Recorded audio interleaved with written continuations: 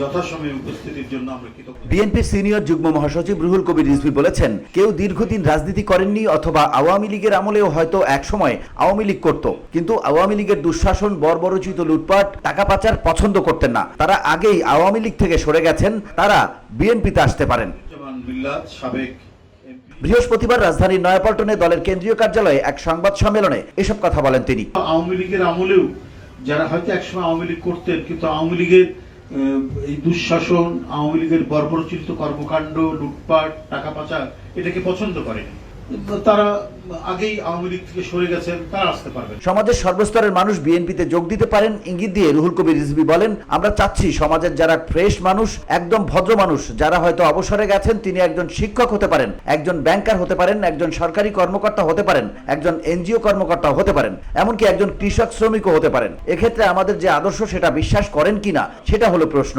আমরা চাচ্ছি যে সমাজে যারা ফ্রেশ মানুষ, একজন ভদ্রলোক হয়তো রিটায়ার্ড করেছে, তিনি অন্তরে লালন করেন, একজন শিক্ষক হতে পারেন, একজন গভর্নমেন্ট অফিসার হতে পারেন, একজন ব্যাংকার হতে পারেন, একজন এনজিও কর্মকর্তা হতে পারেন, সেটা একজন কৃষক হতে পারেন, একজন শ্রমিক হতে পারেন।